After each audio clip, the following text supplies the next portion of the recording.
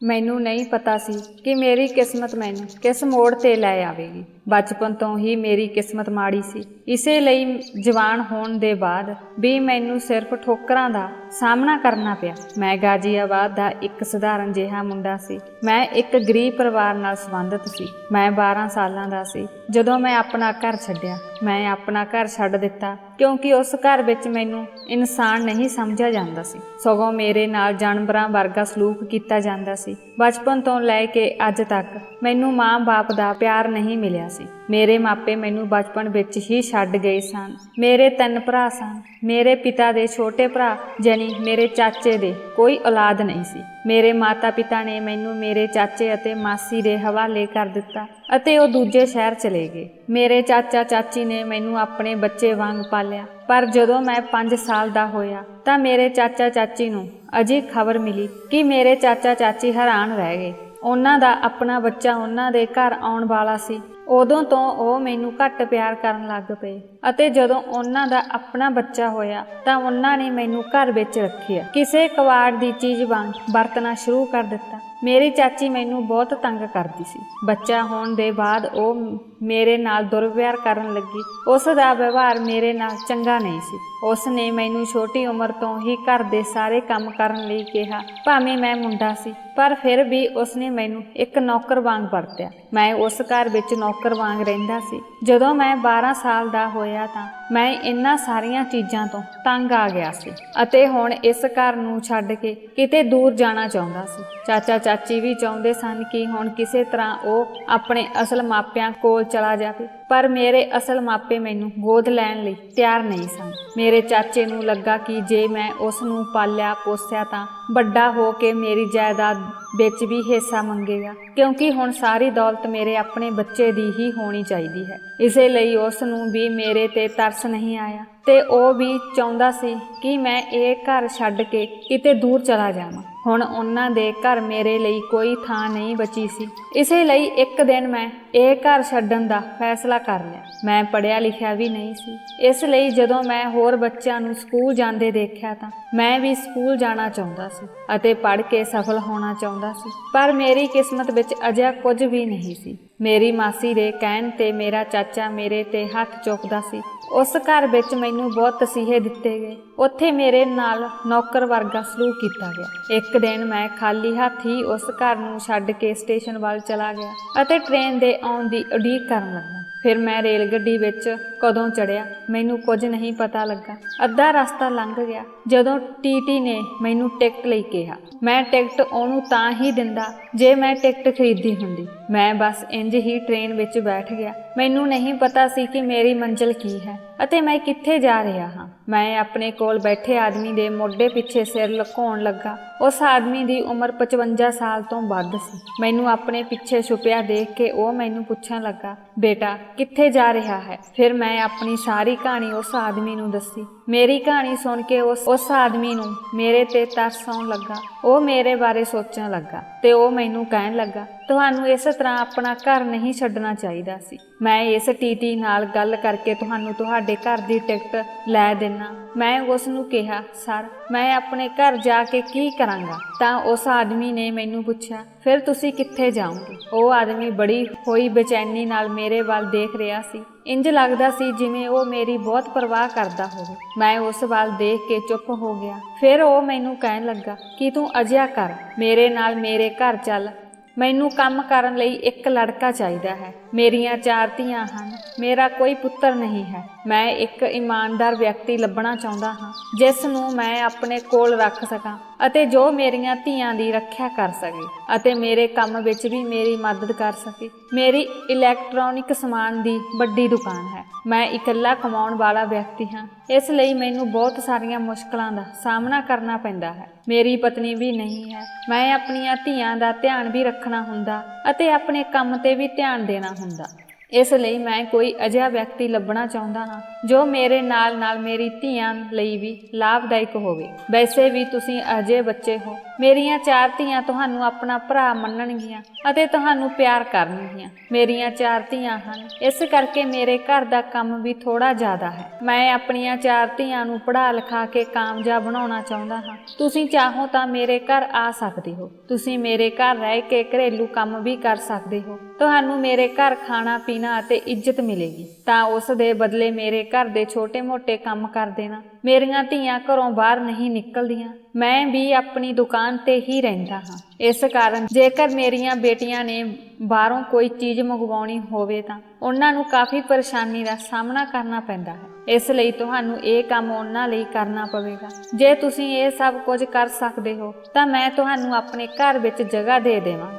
ਮੈਂ ਤੈਨੂੰ ਉਹੀ ਖਵਾਵਾਂਗਾ ਜੋ ਮੈਂ ਆਪ ਖਾਵਾਂਗਾ। ਮੈਂ ਤੈਨੂੰ ਵਧੀਆ ਕੱਪੜੇ ਦਿਆਂਗਾ। ਉਸ ਆਦਮੀ ਦੀ ਗੱਲ ਸੁਣ ਕੇ ਮੇਰੇ ਦਿਲ ਉੱਤੇ ਬਹੁਤ ਪ੍ਰਭਾਵ ਹੋਇਆ। ਮੈਂ ਆਪਣੇ ਘਰ ਸਵੇਰੇ ਸ਼ਾਮ ਨੌਕਰੀ ਵਾਂਗ ਕੰਮ ਕਰਦਾ ਸੀ ਅਤੇ ਜਲੀਲ ਹੁੰਦਾ ਸੀ। ਮੈਂ ਸੋਚਿਆ ਕਿ ਕਿਉਂ ਨਾ ਇਸ ਬੰਦੇ ਦੀ ਸੇਵਾ ਕਰਾਂ। ਉਹ ਮੇਰੇ ਲਈ ਜ਼ਰੂਰ ਕੁਝ ਕਰੇਗਾ ਤਾਂ ਜੋ ਮੇਰੀ ਆਉਣ ਵਾਲੀ ਜ਼ਿੰਦਗੀ ਸ਼ਾਂਤੀ ਨਾਲ ਲੰਘੇ ਅਤੇ ਜਦੋਂ ਮੈਂ ਜਵਾਨ ਹੋਵਾਂ ਤਾਂ ਇਸ ਦੀਆਂ ਧੀਆਂ ਵਿਆਹ ਕੇ ਸਹੁਰੇ ਚਲੀਆਂ ਜਾਣ। ਉਸ ਤੋਂ ਬਾਅਦ ਮੈਂ ਇਕੱਲਾ ਹੀ ਰਹਿ ਜਾਵਾਂਗਾ ਤੇ ਸ਼ਾਇਦ ਇਹ ਆਦਮੀ ਸਭ ਕੁਝ ਮੇਰੇ ਹਵਾਲੇ ਕਰ ਦੇਵੇਗਾ। ਮੈਂ ਮਨ ਹੀ ਮਨ ਕਈ ਗੱਲਾਂ ਸੋਚਣ ਲੱਗਾ। ਜਦੋਂ ਇਸ ਬੰਦੇ ਦੀਆਂ 4 ਧੀਆਂ ਵਿਆਹ ਕੇ ਸਹੁਰੇ ਘਰ ਚਲੀਆਂ ਜਾਣ ਤਾਂ ਸ਼ਾਇਦ ਉਹ ਮੈਨੂੰ ਆਪਣਾ ਪੁੱਤਰ ਬਣਾ ਲਵੇ। ਉਹ ਆਦਮੀ ਬਹੁਤ ਅਮੀਰ ਸੀ। ਇਸ ਕਾਰਨ ਮੈਨੂੰ ਲਾਲਚ ਆਇਆ ਕਿ ਮੈਂ ਉਸ ਦੇ ਘਰ ਜਾ ਕੇ ਰਹਾਂਗਾ ਅਤੇ ਉਹ ਵਿਅਕਤੀ ਮੈਨੂੰ ਆਪਣੇ ਨਾਲ ਲੈ ਕੇ ਆਪਣੇ ਘਰ ਚਲਾ ਗਿਆ। ਸ਼ਾਮ ਦੇ 5 ਵੱਜ ਚੁੱਕੇ ਸਨ ਜਦੋਂ ਅਸੀਂ ਘਰ ਵਿੱਚ ਦਾਖਲ ਹੋਏ। ਜਿਵੇਂ ਹੀ ਅਸੀਂ ਘਰ ਦੇ ਅੰਦਰ ਗਏ ਮੈਂ ਆਦਮੀ ਦੇ ਆਲੇ ਦੁਆਲੇ ਜਵਾਨ ਅਤੇ ਸੁੰਦਰ ਕੁੜੀਆਂ ਨੂੰ ਖੜੀਆਂ ਦੇਖੀਆਂ। ਉਹ ਪਾਪਾ ਪਾਪਾ ਕਹਿੰਦੀਆਂ ਹੋਈਆਂ ਉਸ ਦੀਆਂ ਜੇਬਾਂ ਦੀ ਤਲਾਸ਼ੀ ਲੈ ਰਹੀ ਸੀ। ਮੈਂ ਇਹਨਾਂ 4 ਨੂੰ ਦੇਖ ਰਿਹਾ ਸੀ। ਚਾਰੋਂ ਬਹੁਤ ਸੋਹਣੀਆਂ ਸਨ ਅਤੇ ਉਹ ਵੀ ਬੜੀ ਹੈਰਾਨੀ ਨਾਲ ਮੇਰੇ ਵੱਲ ਦੇਖ ਰਹੀਆਂ ਸਨ। ਇੱਕ ਕੁੜੀ ਨੇ ਆਪਣੇ ਪਿਤਾ ਨੂੰ ਪੁੱਛਿਆ, ਪਾਪਾ ਤੁਸੀਂ ਕਿਸ ਨੂੰ ਨਾਲ ਲੈ ਕੇ ਆਏ ਹੋ? ਜੇਕਰ ਤੁਹਾਡੇ ਪੁੱਤਰ ਨਹੀਂ ਹੈ ਤਾਂ ਕੀ ਤੁਸੀਂ ਬਾਹਰੋਂ ਲੜਕੇ ਨੂੰ ਲਿਆ ਕੇ ਘਰ ਵਿੱਚ ਰੱਖੋਗੇ? ਤਾਂ ਸਾਹਿਬ ਨੇ ਜਵਾਬ ਦਿੱਤਾ ਕਿ ਮੈਂ ਇਸ ਲੜਕੇ ਨੂੰ ਤੁਹਾਡੀ ਮਦਦ ਕਰਨ ਲਈ ਲਿਆਇਆ ਹਾਂ। ਤੁਸੀਂ ਲੋਕਾਂ ਨੂੰ ਆਪਣੀ ਪੜ੍ਹਾਈ ਵਿੱਚ ਕੋਈ ਦਿੱਕਤ ਨਾ ਆਵੇ। ਇਸ ਲਈ ਮੈਂ ਆਪਣੀਆਂ ਧੀਆਂ ਨੂੰ ਪੜ੍ਹਾ ਲਿਖਾ ਕੇ ਸਫਲ ਬਣਾਉਣਾ ਚਾਹੁੰਦਾ ਹਾਂ। ਮੈਂ ਚਾਹੁੰਦਾ ਹਾਂ ਕਿ ਤੁਸੀਂ ਚਾਰੋਂ ਆਪਣੇ ਪੈਰਾਂ ਤੇ ਖੜੇ ਹੋਵੋ। ਉਸ ਆਦਮੀ ਦੇ ਬੋਲਾਂ ਵਿੱਚ ਆਪਣੀਆਂ ਧੀਆਂ ਲਈ ਬਹੁਤ ਪਿਆਰ ਸੀ। ਉਸ ਦਿਨ ਤੋਂ ਮੈਂ ਉੱਥੇ ਕੰਮ ਕਰਨਾ ਸ਼ੁਰੂ ਕਰ ਦਿੱਤਾ। ਸਾਰਿਆਂ ਨੇ ਮੈਨੂੰ ਰਹਿਣ ਲਈ ਛੋਟਾ ਜਿਹਾ ਕਮਰਾ ਦਿੱਤਾ ਸੀ। ਮੈਂ ਉਸ ਕਮਰੇ ਵਿੱਚ ਰਹਿੰਦਾ ਸੀ ਅਤੇ ਉੱਥੇ ਸੌਂਦਾ ਸੀ। ਉਸ ਦੀ ਵੱਡੀ ਧੀ 24 ਸਾਲ ਦੀ ਸੀ। ਉਹ ਹਮੇਸ਼ਾ ਮੇਰੇ ਨਾਲ ਗੱਲਾਂ ਕਰਦੀ ਰਹਿੰਦੀ ਸੀ। ਉਸ ਦਾ ਨਾਮ ਨੈਣਾ ਸੀ। ਨੈਣਾ ਕਹਿੰਦੀ ਸੀ ਕਿ ਮੈਨੂੰ ਪੜ੍ਹਾਈ ਦਾ ਸ਼ੌਂਕ ਨਹੀਂ। ਸਾਡਾ ਪਿਤਾ ਸਾਨੂੰ ਜ਼ਬਰਦਸਤੀ ਨਾਲ ਪੜ੍ਹਾਉਂਦਾ ਹੈ। ਉਸ ਦੀਆਂ ਗੱਲਾਂ ਸੁਣ ਕੇ ਮੈਂ ਹੈਰਾਨ ਰਹਿ ਗਿਆ। ਇੱਕ ਲੜਕੇ ਦੇ ਬਾਵਜੂਦ ਮੈਨੂੰ ਪੜ੍ਹਾਇਆ ਨਹੀਂ ਗਿਆ ਸੀ। ਉਹਨਾਂ ਕੁੜੀਆਂ ਦੇ ਪਿਤਾ ਨੇ ਲੜਕੀਆਂ ਹੋਣ ਦੇ ਬਾਵਜੂਦ ਉਹਨਾਂ ਨੂੰ ਪੜ੍ਹਾਇਆ ਸੀ, ਪਰ ਇਹ ਕੁੜੀਆਂ ਪੜ੍ਹਾਈ ਕਰਨ ਦੇ ਕਾਬਲ ਨਹੀਂ ਸਨ। ਉਹ ਹਰ ਸਮੇਂ ਮੋਬਾਈਲ ਜਾਂ ਟੀਵੀ ਤੇ ਲੱਗੀਆਂ ਰਹਿੰਦੀਆਂ ਸਨ ਜਾਂ ਇੱਕ ਦੂਜੇ ਨਾਲ ਮਜ਼ਾਕ ਕਰਦੀਆਂ ਰਹਿੰਦੀਆਂ ਸਨ। ਮੈਨੂੰ ਉੱਥੇ ਕੰਮ ਕਰਦਿਆਂ 2 ਸਾਲ ਹੋ ਗਏ ਸਨ ਅਤੇ ਮੈਂ 14 ਸਾਲਾਂ ਦਾ ਸੀ।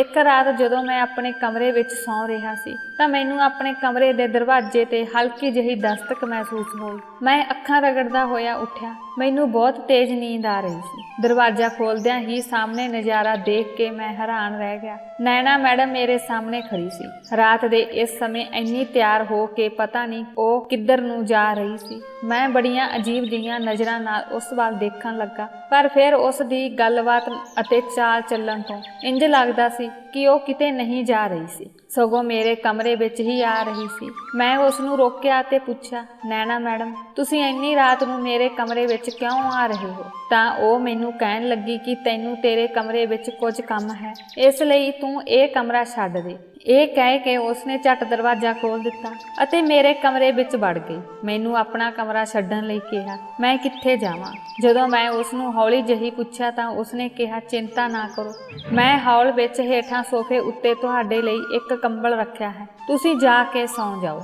ਮੈਂ ਤੁਹਾਨੂੰ ਸਵੇਰੇ 5 ਵਜੇ ਜਗਾ ਦੇਵਾਂਗੀ।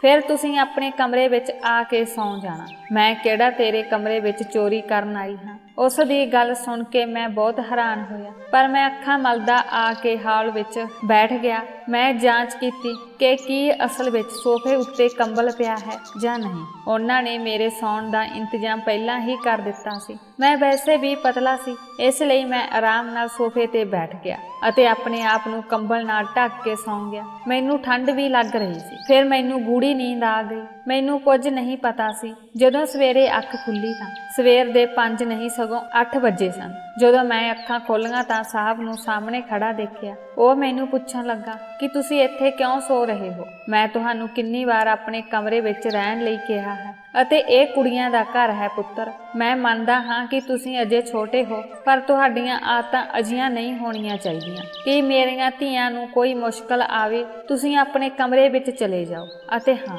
ਸ਼ਾਮ ਤੋਂ ਬਾਅਦ ਆਪਣੇ ਕਮਰੇ ਵਿੱਚੋਂ ਬਾਹਰ ਨਾ ਆਉਣਾ। ਸ਼ਾਮ ਤੋਂ ਪਹਿਲਾਂ ਸਾਰਾ ਕੰਮ ਨਿਪਟਾਉਣਾ। ਸਰ ਦੀ ਗੱਲ ਸੁਣ ਕੇ ਮੈਂ ਥੋੜਾ ਘਬਰਾ ਗਿਆ। ਨੈਣਾ ਮੈਡਮ ਦਾ ਮਸਲਾ ਮੇਰੇ ਦਿਮਾਗ ਵਿੱਚੋਂ ਨਿਕਲ ਗਿਆ ਸੀ। ਮੈਂ ਸ਼ਰਮਿੰਦਾ ਮਹਿਸੂਸ ਕਰਦਿਆਂ ਆਪਣੇ ਕਮਰੇ ਵਿੱਚ ਵਾਪਸ ਆ ਗਿਆ। ਸਵੇਰ ਦੇ ਕੰਮ ਦੀ ਸ਼ੁਰੂਆਤ ਲਈ ਅਜੇ 2 ਘੰਟੇ ਬਾਕੀ ਸਨ, ਪਰ ਜਿਵੇਂ ਹੀ ਮੈਂ ਕਮਰੇ ਵਿੱਚ ਆਇਆ ਮੈਂ ਦੇਖਿਆ ਕਿ ਮੇਰੇ ਕਮਰੇ ਵਿੱਚ ਇੱਕ ਅਜੀਬ ਸਥਿਤੀ ਸੀ। ਮੇਰੇ ਕਮਰੇ ਵਿੱਚ ਖਾਣ ਪੀਣ ਦੀਆਂ ਚੀਜ਼ਾਂ ਦੇ ਖਾਲੀ ਰੈਪਰ ਪਏ ਸਨ। ਇੰਜ ਲੱਗ ਰਿਹਾ ਸੀ ਜਿਵੇਂ ਮੇਰੇ ਕਮਰੇ ਵਿੱਚ ਕੋਈ ਪਾਰਟੀ ਹੋਈ ਹੋਵੇ। ਪਰ ਜਦੋਂ ਮੈਂ ਹੇਠਾਂ ਕੰਚ ਦੀਆਂ ਚੂੜੀਆਂ ਵੱਲ ਦੇਖਿਆ ਤਾਂ ਮੈਂ ਹੈਰਾਨ ਰਹਿ ਗਿਆ ਕਿ ਨੈਣਾ ਬੇਬੀ ਇੱਥੇ ਖਾਣ ਪੀਣ ਆਈ ਸੀ ਜਾਂ ਕੁਝ ਹੋਰ ਕਰਨ ਆਈ ਸੀ। ਮੇਰੇ ਕਮਰੇ ਨੂੰ ਇੰਨਾ ਸਜਾਉਣ ਦੀ ਕੀ ਲੋੜ ਸੀ? ਮੈਂ ਹੈਰਾਨੀ ਨਾਲ ਇੱਧਰ ਉੱਧਰ ਦੇਖ ਰਿਹਾ ਸੀ। ਉਦੋਂ ਹੀ ਮੈਨੂੰ ਦੂਜੇ ਕਮਰੇ ਵਿੱਚੋਂ ਇੱਕ ਕੁੜੀ ਦੇ ਚੀਕਣ ਦੀ ਆਵਾਜ਼ ਸੁਣਾਈ ਦੇਣ ਲੱਗੀ। ਆਵਾਜ਼ ਸੁਣ ਕੇ ਜਿਵੇਂ ਹੀ ਮੈਂ ਕਮਰੇ ਚੋਂ ਬਾਹਰ ਨਿਕਲਿਆ ਤਾਂ ਦੇਖਿਆ ਕਿ ਆਵਾਜ਼ ਨੈਣਾ ਮੈਡਮ ਦੇ ਕਮਰੇ ਚੋਂ ਆ ਰਹੀ ਸੀ।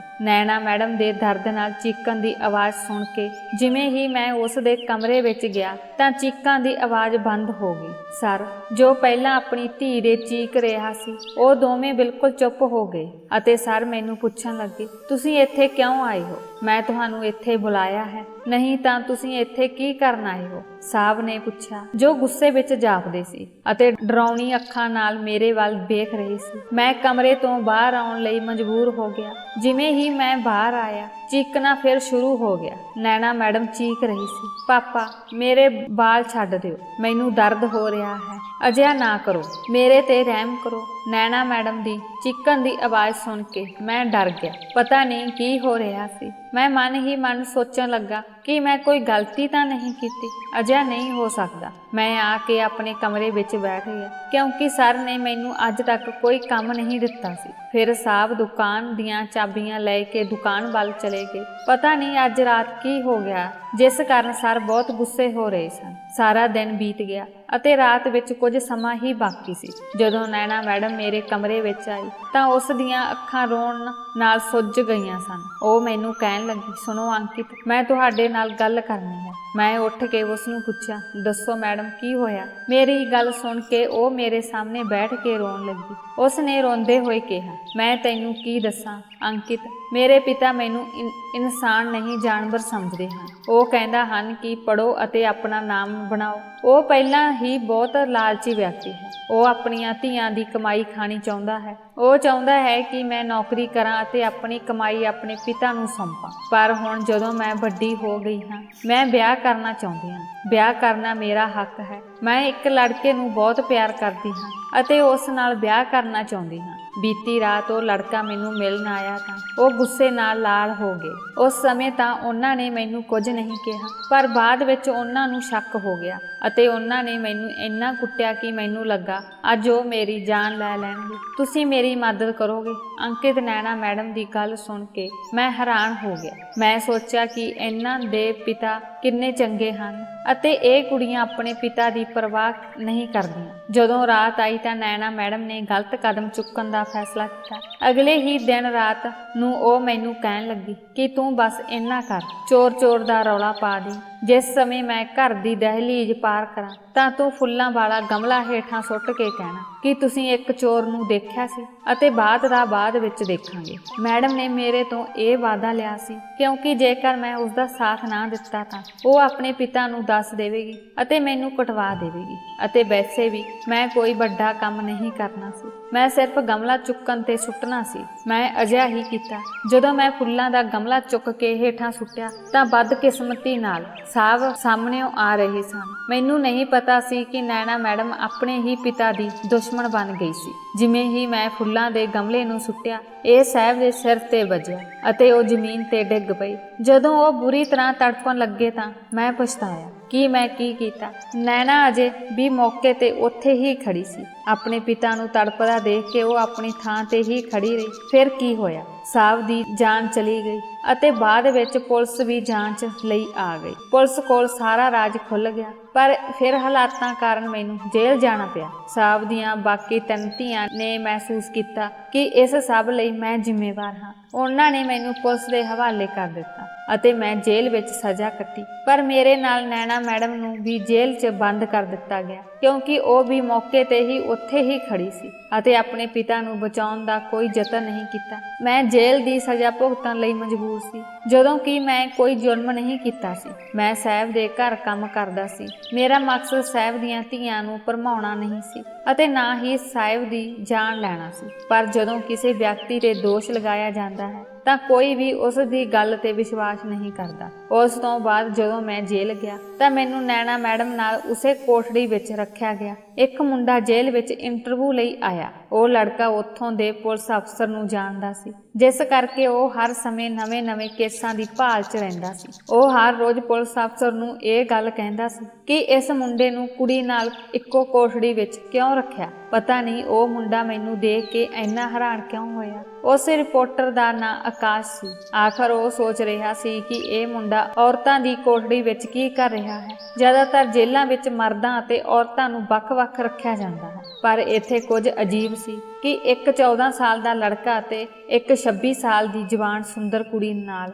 ਇੱਕੋ ਕੋਠੜੀ ਵਿੱਚ ਬੰਦ ਸੀ। ਇਹ ਗੱਲ ਸੱਚਮੁੱਚ ਹੈਰਾਨੀਜਨਕ ਸੀ। ਰਿਪੋਰਟਰ ਇਹ ਦੇਖ ਕੇ ਬਹੁਤ ਹੈਰਾਨ ਹੋਇਆ। ਇੱਕ ਦਿਨ ਉਸਨੇ ਜੇਲਰ ਨੂੰ ਪੁੱਛਿਆ ਕਿ ਇਹ ਕੀ ਮਾਮਲਾ ਹੈ। ਮਹਿਲਾ ਜੇਲ੍ਹ 'ਚ ਇਸ ਲੜਕੇ ਦਾ ਕੀ ਕੰਮ ਹੈ ਅਤੇ ਨੌਜਵਾਨ ਲੜਕੀ ਨੂੰ ਇਸ ਨਾਲ ਕਿਉਂ ਰੱਖਿਆ ਗਿਆ ਹੈ, ਜਦੋਂ ਕਿ ਇਸ ਲੜਕੇ ਦੀ ਉਮਰ 14 ਸਾਲ ਹੈ। ਇਹ ਲੜਕਾ ਪੁਰਸ਼ਾਂ ਦੀ ਜੇਲ੍ਹ 'ਚ ਬੱਚਿਆਂ ਦੀ ਜੇਲ੍ਹ ਵਿੱਚ ਹੋਣਾ ਚਾਹੀਦਾ ਹੈ। ਉਸ ਰਿਪੋਰਟਰ ਤੇ ਪੁੱਛਣ ਤੋਂ ਬਾਅਦ ਜੇਲਰ ਨੇ ਉਸ ਨੂੰ ਕਿਹਾ ਕਿ ਉਸ ਨੂੰ ਇਸ ਤਰ੍ਹਾਂ ਦੀ ਸਜ਼ਾ ਹੀ ਹੋਣੀ ਸੀ। ਇਸੇ ਕਾਰਨ ਇਸ ਲੜਕੇ ਨੂੰ ਇਸ ਲੜਕੀ ਨਾਲ ਰੱਖਿਆ ਗਿਆ। ਜੇ ਤੁਸੀਂ ਇਸ ਮੁੰਡੇ ਬਾਰੇ ਹੋਰ ਜਾਣਕਾਰੀ ਚਾਹੁੰਦੇ ਹੋ ਤਾਂ ਇਸ ਲਈ ਤੁਹਾਨੂੰ DIG ਸਾਹਿਬ ਤੋਂ ਇਜਾਜ਼ਤ ਲੈਣੀ ਪਵੇ, ਕਿਉਂਕਿ ਜਿਸ ਵਿਅਕਤੀ ਨੇ ਉਹਨਾਂ ਨੂੰ ਜੇਲ੍ਹ ਵਿੱਚ ਦਿੱਤਾ ਹੈ ਉਹ ਕੋਈ ਆਮ ਆਦਮੀ ਨਹੀਂ, ਸਗੋਂ ਪੁਲਿਸ ਅਫਸਰ ਹੈ। ਲੜਕੇ ਦੇ ਦਿਮਾਗ ਵਿੱਚ ਇੱਕੋ ਗੱਲ ਘੁੰਮ ਰਹੀ ਸੀ ਕਿ ਇੱਕ ਪੁਲਿਸ ਵਾਲੇ ਨੇ ਅਜਿਹਾ ਕਿਉਂ ਕੀਤਾ ਅਤੇ ਲੜਕੇ ਅਤੇ ਲੜਕੀ ਦੋਵਾਂ ਨੂੰ ਇੱਕ ਥਾਂ ਤੇ ਕਿਉਂ ਬੰਦ ਕਰ ਦਿੱਤਾ। ਜੇਲਰ ਦੀ ਗੱਲ ਸੁਣ ਕੇ ਰਿਪੋਰਟਰ ਨੇ ਵੀ ਹੈਰਾਨੀ ਨਾਲ ਉਸ ਵੱਲ ਦੇਖਿਆ। ਜੇਲਰ ਨੇ ਕਿਹਾ ਕਿ ਮੈਨੂੰ ਵੀ ਇਸ ਕੇਸ ਬਾਰੇ ਜ਼ਿਆਦਾ ਜਾਣਕਾਰੀ ਨਹੀਂ ਹੈ। ਰਿਪੋਰਟਰ ਨੇ DIG ਤੋਂ ਇਜਾਜ਼ਤ ਲੈ ਕੇ ਮੇਰੇ ਨਾਲ ਗੱਲ ਕਰਨ ਦੀ ਕੋਸ਼ਿਸ਼ ਕੀਤੀ। ਜੇਲਰ ਨੇ ਉਸ ਨੂੰ ਜੇਲ੍ਹ ਵਿੱਚ ਮੇਰੇ ਕੋਲ ਭੇਜਿਆ ਅਤੇ ਉਸਨੇ ਕਿਹਾ ਕਿ ਮੇਰਾ ਨਾਮ ਆਕਾਸ਼ ਹੈ, ਮੈਂ ਇੱਕ ਰਿਪੋਰਟਰ ਹਾਂ, ਮੈਂ ਇੱਥੇ ਆਉਂਦਾ ਰਹਿੰਦਾ ਹਾਂ। ਮੈਨੂੰ ਨਹੀਂ ਪਤਾ ਕਿ ਇਹਨਾਂ ਲੋਕਾਂ ਨੇ ਤੁਹਾਨੂੰ ਇੱਕ ਨੌਜਵਾਨ ਲੜਕੀ ਨਾਲ ਕਿਉਂ ਬੰਦ ਕਰ ਦਿੱਤਾ ਹੈ। ਇਹ ਲੋਕ ਤੁਹਾਨੂੰ ਕਿਸੇ ਹੋਰ ਕੋਠੜੀ ਵਿੱਚ ਵੀ ਰੱਖ ਸਕਦੇ ਸਨ। ਨੈਣਾ ਮੈਡਮ ਨੇ ਡਰ ਕੇ ਆਪਣਾ ਚਿਹਰਾ ਛੁਪਾ ਲਿਆ ਸੀ। ਉਸ ਨੇ ਸੋਚਿਆ ਕਿ ਰਿਪੋਰਟਰ ਉਸ ਨੂੰ ਦੇਖਣਾ ਚਾਹੁੰਦਾ ਹੈ। ਰਿਪੋਰਟਰ ਨੇ ਹੈਰਾਨੀ ਨਾਲ ਨੈਣਾ ਵੱਲ ਦੇਖਿਆ। ਮੈਂ ਵੀ ਮਨ ਵਿੱਚ ਸੋਚਿਆ ਕਿ ਜੇਕਰ ਉਹ ਰਿਪੋਰਟਰ ਨੂੰ ਆਪਣਾ ਮੂੰਹ ਦਿਖਾਉਣ ਵਿੱਚ ਇੰਨਾ ਸ਼ਰਮਿੰਦਾ ਸੀ ਤਾਂ ਉਸਨੇ ਅਜਿਹਾ ਘਿਨਾਉਣਾ ਗੁਨਾਹ ਕਿਉਂ ਕੀਤਾ। ਪਰ ਹੁਣ ਇਹਨਾਂ ਸਾਰੀਆਂ ਗੱਲਾਂ ਦਾ ਕੋਈ ਫਾਇਦਾ ਨਹੀਂ ਸੀ। ਜੋ ਵੀ ਹੋਇਆ ਉਸ ਦੀ ਸਜ਼ਾ ਉਸ ਨੂੰ ਭੁਗਤਣੀ ਪਈ। ਰਿਪੋਰਟਰ ਨੇ ਮੇਰਾ ਨਾਂ ਪੁੱਛਿਆ। ਮੈਂ ਰਿਪੋਰਟਰ ਨੂੰ ਪੁੱਛਿਆ ਕਿ ਤੁਸੀਂ ਕੀ ਕਰੋਗੇ, ਕੀ ਤੁਸੀਂ ਮੇਰਾ ਨਾਮ ਜਾਣ ਕੇ ਮੇਰੀ ਸਜ਼ਾ ਨੂੰ ਘਟਾ ਸਕਦੇ ਹੋ। ਤਾਂ ਉਸ ਰਿਪੋਰਟਰ ਨੇ ਮੈਨੂੰ ਜਵਾਬ ਦਿੱਤਾ ਕਿ ਮੈਂ ਤੁਹਾਡੀ ਸਜ਼ਾ ਘੱਟ ਕਰਵਾਉਣਾ ਨਹੀਂ ਆਇਆ, ਮੈਂ ਤੁਹਾਡਾ ਇੰਟਰਵਿਊ ਕਰਨਾ ਚਾਹੁੰਦਾ ਹਾਂ, ਮੈਂ ਤੁਹਾਡੀ ਜ਼ਿੰਦਗੀ ਬਾਰੇ ਜਾਣਨਾ ਚਾਹੁੰਦਾ ਹਾਂ। ਮੈਂ ਰਿਪੋਰਟਰ ਨੂੰ ਕਿਹਾ ਠੀਕ ਹੈ, ਫਿਰ ਮੈਂ ਤੁਹਾਨੂੰ ਆਪਣਾ ਇੰਟਰਵਿਊ ਵੀ ਨਹੀਂ ਦੇਵਾਂਗਾ। ਮੈਨੂੰ ਗੁੱਸਾ ਆਉਣ ਲੱਗਾ ਸੀ। ਨੈਣਾ ਮੂੰਹ ਫੇਰ ਕੇ ਬੈਠ ਗਈ ਸੀ। ਉਹ ਵੀ ਰਿਪੋਰਟਰ ਨਾਲ ਗੱਲ ਨਹੀਂ ਕਰ ਰਹੀ ਸੀ। ਉਹ ਰਿਪੋਰਟਰ ਹੁਣ ਸਾਡੇ ਕੇਸ ਵਿੱਚ ਬਥੇਰੇ ਦਿਲਚਸਪੀ ਲੈਣ ਲੱਗ ਪਿਆ ਸੀ। ਉਸ ਨੇ ਕਿਹਾ ਕਿ ਮੈਂ ਫੈਸਲਾ ਕੀਤਾ ਹੈ ਕਿ ਜੇਕਰ ਮੈਂ ਇੰਟਰਵਿਊ ਕਰਨੀ ਹੈ ਤਾਂ ਮੈਂ ਤੁਹਾਡੇ ਦੋਵਾਂ ਨਾਲ ਹੀ ਕਰਨੀ ਹੈ। ਇਸ ਲਈ ਭਾਵੇਂ ਮੈਨੂੰ ਕੋਈ ਹੋਰ ਕੇਸ ਛੱਡਣਾ ਪਵੇ, ਮੈਂ ਇਸ ਤੋਂ ਵੱਧ ਦਿਲਚਸਪੀ ਵਾਲਾ ਕੇਸ ਕਦੇ ਨਹੀਂ ਦੇਖਿਆ। ਇਹ ਕਹਿ ਕੇ ਰਿਪੋਰਟਰ ਨੇ ਸਾਡੀ ਕੋਠੀ ਛੱਡ ਦਿੱਤੀ ਅਤੇ ਜੇਲਰ ਤੋਂ ਸਾਡੀ ਫਾਈਲ ਦੇਖਣ ਦੀ ਕੋਸ਼ਿਸ਼ ਕੀਤੀ। ਪਹਿਲਾਂ ਤਾਂ ਜੇਲਰ ਨੇ ਮਨਾਹੀ ਕੀਤੀ, ਪਰ ਫਿਰ ਰਿਪੋਰਟਰ ਨੇ ਉਸ ਨੂੰ ਕੁਝ ਪੈਸਿਆਂ ਦਾ ਲਾਲਚ ਦਿੱਤਾ। ਪਤਾ ਨਹੀਂ ਇਹ ਰਿਪੋਰਟਰ ਸਾਡੇ ਪਿੱਛੇ ਹੱਥ ਧੋ ਕੇ ਕਿਉਂ ਪੈ ਗਿਆ। ਪੈਸੇ ਦੇ ਲਾਲਚ ਕਾਰਨ ਜੇਲਰ ਨੇ ਸਾਡੇ ਬਾਰੇ ਸਾਰੀ ਜਾਣਕਾਰੀ ਰਿਪੋਰਟਰ ਨੂੰ ਦੇ ਦਿੱਤੀ। ਜਦੋਂ ਉਸ ਨੇ ਸਾਡੀ ਫਾਈਲ ਪੜ੍ਹੀ ਤਾਂ ਉਹ ਬਹੁਤ ਹੈਰਾਨ ਹੋਈ, ਕਿਉਂਕਿ ਸਾਡੇ ਵਿਰੁੱਧ ਰਿਪੋਰਟਰ ਕਿਸੇ ਹੋਰ ਨੇ ਨਹੀਂ ਸਗੋਂ ਨੈਣਾ ਦੀਆਂ ਭੈਣਾਂ ਨੇ ਹੀ ਕੀਤੀ ਸੀ ਅਤੇ ਨੈਣਾ ਆਪਣੇ ਪਿਤਾ ਦੀ ਵੱਡੀ ਧੀ ਸੀ। ਰਿਪੋਰਟਰ ਨੇ ਜੇਲਰ ਨੂੰ ਪੁੱਛਿਆ ਕਿ ਇਹਨਾਂ ਦੋਵਾਂ ਦੇ ਅਸਲ ਵਿੱਚ ਕੀ ਕੀਤਾ ਸੀ। ਜੇਲਰ ਨੇ ਉਸ ਨੂੰ ਸਭ ਕੁਝ ਦੱਸ ਦਿੱਤਾ, ਪਰ ਉਹ ਫਿਰ ਵੀ ਇੱਕ ਵਾਰ ਮੇਰੇ ਮੂੰਹੋਂ ਸਭ ਕੁਝ ਸੁਣਨਾ ਚਾਹੁੰਦਾ ਸੀ। ਜੇਲਰ ਨੇ ਪੱਤਰਕਾਰ ਨੂੰ ਦੱਸਿਆ ਕਿ ਕਈ ਵਾਰ ਇਹ ਤਿੰਨੇ ਭੈਣਾਂ ਇੱਥੇ ਆਉਂਦੀਆਂ ਹਨ ਅਤੇ ਆਪਣੀ ਭੈਣ ਨੂੰ ਬਹੁਤਾ ਕੁਝ ਨਹੀਂ ਕਹਿੰਦੀਆਂ, ਪਰ ਇਸ ਮੁੰਡੇ ਨੂੰ ਬਹੁਤ ਗਾਲਾਂ ਕੱਢਦੀਆਂ ਹਨ। ਅਸੀਂ ਇਸ ਲੜਕੇ ਨੂੰ ਕੋਠੜੀ ਤੋਂ ਬਾਹਰ ਕੱਢ ਕੇ ਕਿਤੇ ਹੋਰ ਰੱਖਣਾ ਚਾਹੁੰਦੇ ਹਾਂ, ਪਰ ਫਿਰ ਵੀ ਸਾਡੇ ਲਈ ਅਜਿਹਾ ਕਰਨਾ ਅਸੰਭਵ ਹੈ, ਕਿਉਂਕਿ ਸਾਨੂੰ ਇਸ ਲੜਕੇ ਨੂੰ ਇਸ ਲੜਕੀ ਕੋਲ ਰੱਖਣ ਦਾ ਹੁਕਮ ਦਿੱਤਾ ਗਿਆ ਹੈ ਤੇ ਕਿਹਾ ਗਿਆ ਹੈ ਕਿ ਇਸ ਮੁੰਡੇ ਨੂੰ ਕਿਸੇ ਹੋਰ ਕੋਠੜੀ ਵਿੱਚ ਨਹੀਂ ਰੱਖਣਾ ਹੈ। ਰਿਪੋਰਟਰ ਨੂੰ ਇਹ ਬਹੁਤ ਅਜੀਬ ਲੱਗਾ। ਰਿਪੋਰਟਰ ਨੇ ਜੇਲਰ ਨੂੰ ਕਿਹਾ ਕਿ ਤੁਸੀਂ ਮੈਨੂੰ ਉਸ ਪੁਲਿਸ ਵਾਲੇ ਬਾਰੇ ਦੱਸ ਸਕਦੇ ਹੋ ਜਿਸ ਨੇ ਉਹਨਾਂ ਨੂੰ ਇੱਥੇ ਬੰਦ ਰੱਖਿਆ ਹੈ। ਕੀ ਤੁਸੀਂ ਮੈਨੂੰ ਦੱਸ ਸਕਦੇ ਹੋ ਕਿ ਉਹ ਕੌਣ ਹਨ ਅਤੇ ਉਹ ਕੀ ਸੋਚਦੇ ਹਨ? ਇਸ ਮਾਮਲੇ ਤੇ ਜੇਲਰ ਚੁੱਪ ਹੋ ਗਿਆ। ਰਿਪੋਰਟਰ ਨੂੰ ਲੱਗਾ ਕਿ ਸ਼ਾਇਦ ਜੇਲਰ ਨੂੰ ਵੀ ਇਸ ਗੱਲ ਦਾ ਪਤਾ ਨਾ ਹੋਵੇ। ਇਸ ਤੋਂ ਬਾਅਦ ਰਿਪੋਰਟਰ ਨੇ ਚੌਕੀਦਾਰ ਤੋਂ ਸਾਡੇ ਬਾਰੇ ਜਾਣਨ ਦੀ ਕੋਸ਼ਿਸ਼ ਕੀਤੀ। ਚੌਕੀਦਾਰ ਦਾ ਕੰਮ ਪਹਿਰਾ ਦੇਣ ਨਾਲੋਂ ਥਾਣੇ ਦੇ ਅੰਦਰ ਦੀ ਸਥਿਤੀ ਤੇ ਨਜ਼ਰ ਰੱਖਣਾ ਜ਼ਿਆਦਾ ਸੀ। ਰਿਪੋਰਟਰ ਬਹੁਤ ਚਲਾਕ ਲੱਗ ਰਿਹਾ ਸੀ। ਉਹ ਸਾਡੇ ਬਾਰੇ ਸਭ ਤੋਂ ਵੱਧ ਜਾਣਨ ਦੀ ਕੋਸ਼ਿਸ਼ ਕਰ ਰਿਹਾ ਹੈ। ਚੌਕੀਦਾਰ ਕਾਫੀ ਬਜ਼ੁਰਗ ਸੀ। ਰਿਪੋਰਟਰ ਨੇ ਸੋਚਿਆ ਕਿ ਉਸ ਨੂੰ ਇਸ ਬਾਰੇ ਕੁਝ ਪਤਾ ਹੋਣਾ ਚਾਹੀਦਾ ਹੈ। ਉਸ ਨੇ ਸੋਚਿਆ ਕਿ ਜੋ ਵੀ ਹੋਵੇਗਾ ਚੌਕੀਦਾਰ ਉਸ ਨੂੰ ਜ਼ਰੂਰ ਦੱਸੇਗਾ। ਉਸ ਨੇ ਸੋਚਿਆ ਕਿ ਚੌਕੀਦਾਰ ਨੂੰ ਇਸ ਮੁੰਡੇ ਕੁੜੀ ਬਾਰੇ 100% ਪਤਾ ਹੋਵੇਗਾ। ਜਦੋਂ ਰਿਪੋਰਟਰ ਨੇ ਚੌਕੀਦਾਰ ਨੂੰ ਇਸ ਬਾਰੇ ਪੁੱਛਿਆ ਤਾਂ ਚੌਕੀਦਾਰ ਨੇ ਹੈਰਾਨੀ ਨਾਲ ਉਸ ਵੱਲ ਦੇਖਿਆ ਅਤੇ ਕਿਹਾ ਕਿ ਤੁਹਾਨੂੰ ਲੱਗਦਾ ਹੈ ਕਿ ਇਹ ਲੜਕਾ ਇਸ ਲੜਕੀ ਦਾ ਪਤੀ ਹੈ? ਰਿਪੋਰਟਰ ਨੇ ਕਿਹਾ ਕਿ ਅਜਿਹਾ ਨਹੀਂ ਹੋ ਸਕਦਾ। ਇਸ ਲੜਕੇ ਦੀ ਉਮਰ ਬਹੁਤ ਛੋਟੀ ਹੈ ਜਦਕਿ ਲੜਕੀ ਦੀ ਉਮਰ ਬਹੁਤ ਵੱਡੀ ਹੈ। ਚੌਕੀਦਾਰ ਨੇ ਕਿਹਾ ਕਿ ਪਿਆਰ ਵਿੱਚ ਬੰਦਾ ਕੁਝ ਵੀ ਕਰ ਸਕਦਾ ਹੈ। ਹੋ ਸਕਦਾ ਹੈ ਕਿ ਇਸ ਕੁੜੀ ਨੇ ਇਸ ਨੌਜਵਾਨ ਮੁੰਡੇ ਨਾਲ ਵਿਆਹ ਕਰ ਲਿਆ ਹੋਵੇ।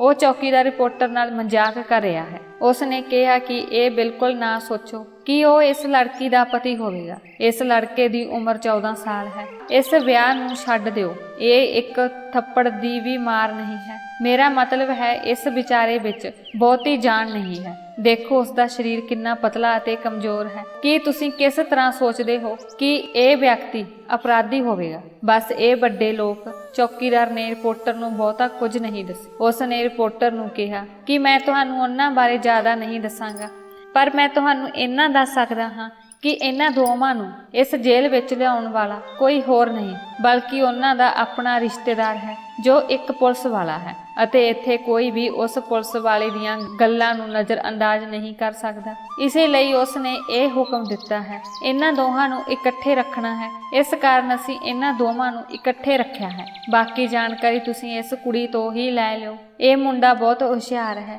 ਇਸ ਲਈ ਉਸ ਦੀ ਨਿਗਾਹ ਚਾਰੇ ਪਾਸੇ ਰਹਿੰਦੀ ਹੈ। ਉਹ ਇਸ ਬਾਰੇ ਸਭ ਕੁਝ ਜਾਣਦਾ ਹੈ। ਤੁਸੀਂ ਮੈਨੂੰ ਉਸ ਦਾ ਇੰਟਰਵਿਊ ਕਰਨ ਲਈ ਕੁਝ ਪੈਸੇ ਦਿਓ ਅਤੇ ਉਸ ਨੂੰ ਇੱਥੋਂ ਲੈ ਜਾਓ। ਉੱਥੇ ਜਾ ਕੇ ਉਸ ਦੀ ਇੰਟਰਵਿਊ ਲਿਓ। ਇਸ ਤਰ੍ਹਾਂ ਤੁਹਾਨੂੰ ਇਸ ਬਾਰੇ ਸਭ ਕੁਝ ਪਤਾ ਲੱਗ ਜਾਵੇਗਾ। ਅਗਲੇ ਦਿਨ ਉਸ ਰਿਪੋਰਟਰ ਨੇ ਵੀ ਅਜਿਹਾ ਹੀ ਕੀਤਾ। ਰਿਪੋਰਟਰ ਨੂੰ ਲੱਗਾ ਕਿ ਇਹ ਕਹਾਣੀ ਬਹੁਤੀ ਦਿਲਚਸਪੀ ਵਾਲੀ ਨਹੀਂ ਹੋਵੇਗੀ, ਪਰ ਰਿਪੋਰਟਰ ਦਿਲਚਸਪ ਕਹਾਣੀ ਚਾਹੁੰਦਾ ਸੀ।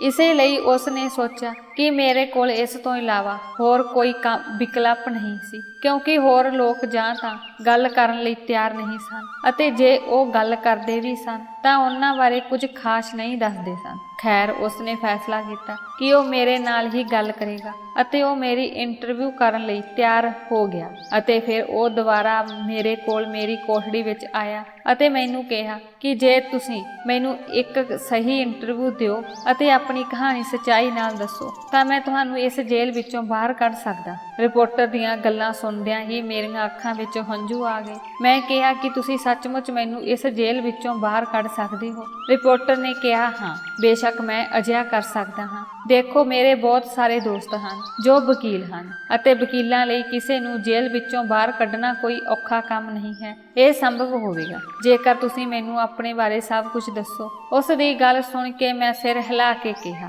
ਹੁਣ ਮੈਨੂੰ ਇੱਥੋਂ ਕੱਢ ਦਿਓ। ਇੱਥੇ ਜੇਲ੍ਹ ਵਿੱਚ ਬੈਠ ਕੇ ਮੈਂ ਤੁਹਾਨੂੰ ਆਪਣੇ ਬਾਰੇ ਕੁਝ ਨਹੀਂ ਦੱਸ ਸਕਦਾ। ਜੋ ਮੇਰੇ ਦਿਲ ਵਿੱਚ ਹੈ ਮੈਂ ਇੱਥੇ ਉਸ ਦੇ ਸਾਹਮਣੇ ਬੈਠ ਕੇ ਤੁਹਾਨੂੰ ਸਭ ਕੁਝ ਨਹੀਂ ਦੱਸਣਾ ਚਾਹੁੰਦਾ ਤੇ ਮੈਂ ਸ਼ਰਮਿੰਦਾ ਮਹਿਸੂਸ ਨਹੀਂ ਕਰਨਾ ਚਾਹੁੰਦਾ। ਉਹ ਮੇਰੀ ਬੜੀ ਭੈਣ ਹੈ ਅਤੇ ਮੈਂ ਉਸ ਦਾ ਬਹੁਤ ਸਤਿਕਾਰ ਕਰਦਾ ਹਾਂ। ਰਿਪੋਰਟਰ ਮੇਰੀ ਇਹ ਗੱਲ ਸੁਣ ਕੇ ਹੈਰਾਨ ਰਹਿ ਗਿਆ ਅਤੇ ਨੈਣਾ ਨੂੰ ਵੀ ਮੇਰੇ ਬਾਹਰ ਜਾਣ ਤੇ ਕੋਈ ਇਤਰਾਜ਼ ਨਹੀਂ ਸੀ। ਰਿਪੋਰਟਰ ਮੇਰੇ ਬਾਰੇ ਜਾਣਨ ਲਈ ਬਹੁਤ ਉਤਸੁਕ ਸੀ। ਆਖਰਕਾਰ ਮੀਡੀਆ ਵਿੱਚ ਇਹ ਖਬਰ ਫੈਲਾਉਣ ਤੋਂ ਬਾਅਦ ਉਹ ਆਪਣੇ ਆਪ ਨੂੰ ਮਸ਼ਹੂਰ ਬਣਾਉਣਾ ਚਾਹੁੰਦਾ ਸੀ। ਉਹ ਆਪਣੀ ਆਮਦਨੀ ਤੇ ਸ਼ੌਹਰਤ ਦੇਖ ਰਿਹਾ ਸੀ ਅਤੇ ਮੈਂ ਕਿਸੇ ਵੀ ਤਰੀਕੇ ਨਾਲ ਇਸ ਜੇਲ੍ਹ ਤੋਂ ਬਾਹਰ ਨਿਕਲਣਾ ਚਾਹੁੰਦਾ ਸੀ। ਨੈਣਾ ਬਹੁਤ ਬੇਰਾਮ ਮਹਿਸੂਸ ਕਰ ਰਹੀ ਸੀ। ਰਿਪੋਰਟਰ ਵੀ ਇਹ ਸਭ ਦੇਖ ਰਿਹਾ ਸੀ ਅਤੇ ਮਹਿਸੂਸ ਕਰ ਰਿਹਾ ਸੀ ਜਿਵੇਂ ਉਹ ਲੜਕੇ ਦੀ ਮੌਜੂਦਗੀ ਵਿੱਚ ਬਹੁਤ ਬੇਆਰਾਮ ਮਹਿਸੂਸ ਕਰ ਰਹੀ ਹੋਵੇ, ਜਦੋਂ ਕਿ ਮੇਰੇ ਅਤੇ ਉਸ ਵਿੱਚ ਉਮਰ ਦਾ ਬਹੁਤਾ ਫਰਕ ਸੀ। ਖੈਰ, ਰਿਪੋਰਟਰ ਨੇ ਚੌਕੀਦਾਰ ਨੂੰ ਕੁਝ ਪੈਸੇ ਦਿੱਤੇ ਅਤੇ ਕਿਸੇ ਤਰ੍ਹਾਂ ਮੈਨੂੰ ਜੇਲ੍ਹ ਵਿੱਚੋਂ ਬਾਹਰ ਕੱਢਿਆ।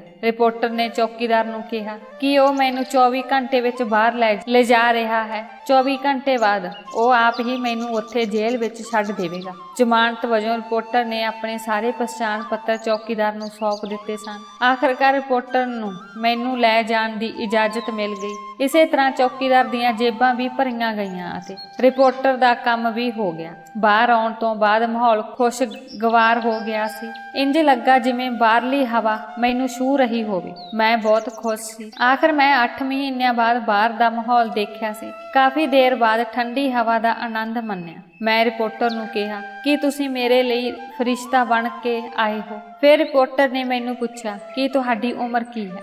ਮੈਂ ਕਿਹਾ ਕਿ ਮੈਂ 15 ਸਾਲ ਦਾ ਹੋਣ ਵਾਲਾ ਹਾਂ, ਪਰ ਜਦੋਂ ਮੈਂ ਇੱਥੇ ਕੰਮ ਕਰਨ ਆਇਆ ਤਾਂ ਮੈਂ 12 ਸਾਲਾਂ ਦਾ ਸੀ। ਰਿਪੋਰਟਰ ਨੇ ਕਿਹਾ, ਅੱਛਾ, ਤੁਸੀਂ ਬਹੁਤ ਕਮਜ਼ੋਰ ਲੱਗ ਰਹੇ ਹੋ। ਮੈਂ ਰਿਪੋਰਟਰ ਨੂੰ ਕਿਹਾ, ਹਾਂ, ਮੈਂ ਹੋਰ ਵੀ ਛੋਟਾ ਦਿਖਦਾ ਹਾਂ ਕਿਉਂਕਿ ਮੈਨੂੰ ਇੱਥੇ ਖਾਣ ਪੀਣ ਲਈ ਕੁਝ ਨਹੀਂ ਮਿਲਦਾ। ਜੇਕਰ ਮੈਂ ਆਪਣੀ ਸਿਹਤ ਦਾ ਖਿਆਲ ਰੱਖਿਆ ਹੁੰਦਾ ਤਾਂ ਮੈਂ ਕਾਫੀ ਸਿਹਤਮੰਦ ਹੁੰਦਾ, ਪਰ ਬਚਪਨ ਤੋਂ ਲੈ ਕੇ ਅੱਜ ਤੱਕ ਮੈਨੂੰ ਕਿਤੇ ਵੀ ਸ਼ਾਂਤੀ ਨਹੀਂ ਮਿਲੀ। ਕੌਣ ਜਾਣਦਾ ਹੈ ਕਿ ਮੇਰੀ ਕਿਸਮਤ ਮੈਨੂੰ ਕਿੱਥੇ ਲੈ ਜਾਵੇਗੀ। ਮੇਰੀ ਕਿਸਮਤ ਵਿੱਚ ਠੋਕਰਾਂ ਹੀ ਲਿਖੀਆਂ ਹਨ। ਇਹ ਸੁਣ ਕੇ ਰਿਪੋਰਟਰ ਚੁੱਪ ਹੋ ਗਿਆ ਅਤੇ ਕੁਝ ਦੇਰ ਬਾਅਦ ਉਸਨੇ ਕਿਹਾ, ਠੀਕ ਹੈ, ਮੈਨੂੰ ਆਪਣੇ ਬਾਰੇ ਦੱਸੋ। ਤੁਸੀਂ ਮੈਨੂੰ ਇਹ ਕਹਾਣੀ ਸੁਣਾਉਣ ਲਈ ਕਿੱਥੇ ਜਾਣਾ ਚਾਹੋਗੇ। ਮੈਂ ਰਿਪੋਰਟਰ ਨੂੰ ਕਿਹਾ ਕਿ ਤੁਸੀਂ ਮੇਰੇ ਨਾਲ ਆਓ, ਮੈਂ ਤੁਹਾਨੂੰ ਦੱਸਾਂਗਾ ਕਿ ਮੈਂ ਕਿੱਥੇ ਜਾਵਾਂਗਾ। ਇੱਥੇ ਮੈਂ ਆਪਣਾ ਮੂੰਹ ਨਹੀਂ ਖੋਲਾਂਗਾ। ਇਹ ਕਹਿ ਕੇ ਮੈਂ ਉਸ ਨੂੰ ਉਜਾੜ ਰਾਹ ਵੱਲ ਲੈ ਗਿਆ। ਫਿਰ ਮੈਂ ਜ਼ਮੀਨ ਵਿੱਚ ਮਿੱਟੀ ਪੁੱਟਣੀ ਸ਼ੁਰੂ ਕਰ ਦਿੱਤੀ। ਉਹ ਰਿਪੋਰਟਰ ਮੈਨੂੰ ਦੇਖ ਕੇ ਹੈਰਾਨ ਰਹਿ ਗਿਆ ਅਤੇ ਉਸਨੇ ਮੈਨੂੰ ਪੁੱਛਿਆ, ਤੁਸੀਂ ਕੀ ਕਰ ਰਹੇ ਹੋ।